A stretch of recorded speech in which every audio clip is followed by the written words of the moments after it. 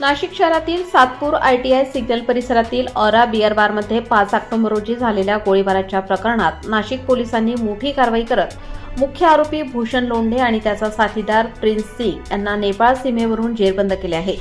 घटनेनंतर दोन्ही आरोपी सतत ठिकाणे बदलत पोलिसांना चकवा देत होते। जवळपास 1.5 महिना चाललेल्या शोध मोहिमेच्या अखेरीस गुन्हे शाखा युनिट क्रमांक 2च्या पथकाला मोठे यश मिळाले असून या प्रकरणाच्या तपासाला आता निर्णायक कलाटणी मिळाली आहे। 5 ऑक्टोबर रोजी झालेल्या गोळीबारानंतर भूषण लोंढे आणि प्रिन्स सिंग हे दोघेही फरार झाले होते।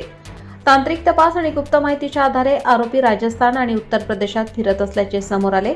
यानुसार 15 नोव्हेंबरपासून गुन्हे शाखेचे पथक उत्तर प्रदेशात गेले। API हेमंत तोडकर, API समाधान हिरे आणि हवालदार प्रकाश महाजन यांनी या प्रकरणात तांत्रिक विश्लेषणाच्या महत्त्वाचे सूत्र हाताळले। आरोपींच्या लोकेशनमध्ये सातत्याने बदल होत असल्याने तपास अधिकाधिक गुंतागुंतीचा बनत होता। या दरम्यान उत्तर प्रदेशात पोलिसांची चाहूल लागताच भूषण लोंढेने राहत्या ठिकाणाहून अचानक उडी मारून पळ काढला। या प्रकारात त्याच्या पायाला गंभीर दुखापत झाली असून पाय फ्रॅक्चर झाल्याचेही पुढे आले। मात्र जखमी अवस्थेतही त्याने पोलिसांना चकवा देत पळ काढला। पोलिसांनी त्याचा माग न सोडता तपास अधिक काटेकोरपणे पुढे नेला। राजस्थानमधील विविध जिल्ह्यात विस्तृत शोधमोहीम चालवूनही आरोपी सापडत नसल्याने तपास मानवी कौशल्य, गुप्त माहिती आणि तांत्रिक पुराव्यांच्या आधारे पुढे नेण्यात आला। अखेर दोन्ही आरोपी नेपाळ सीमेजवळ लपल्याची खात्री झाल्यानंतर गुन्हे शाखा युनिट क्रमांक 2चे पथक तातडीने त्या भागात रवाना झाले। वरिष्ठ अधिकारी पोलीस उपायुक्त किरणकुमार चव्हाण, उपआयुक्त किशोर काळे आणि पोलीस आयुक्त संदीप मिटके यांच्या मार्गदर्शनाखाली ही कारवाई करण्यात आली। नेपाळ सीमेवर रचलेल्या अचूक आणि गोपनीय सापळ्यात दोन्ही आरोपी पोलिसांच्या ताब्यात आले।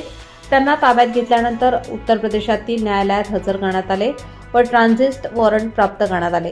आता दोघांना नाशिकमध्ये आणून पुढील तपास सुरू करण्याची प्रक्रिया सुरू आहे। ऑरा बियर बारमधील गोळीबाराच्या प्रकरणाने नाशिक शहरात मोठी खळबळ निर्माण झाली होती। या गंभीर गुन्ह्यातील मुख्य सूत्रधार अटकेत आल्यानंतर या प्रकरणातील दुवे, कारणे आणि इतर सहभागींबाबत महत्त्वाची माहिती पुढे येण्याची शक्यता वर्तवली जात आहे।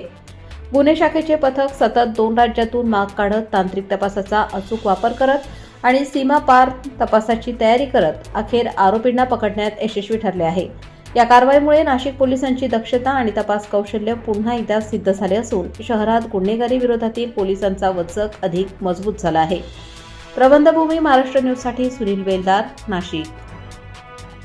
ताज्या व महत्त्वाच्या बातम्या बघण्यासाठी प्ले स्टोअरवर जा, प्रबंधभूमी ॲप डाउनलोड करा व या धावपळीच्या जीवनात अपडेट रहा।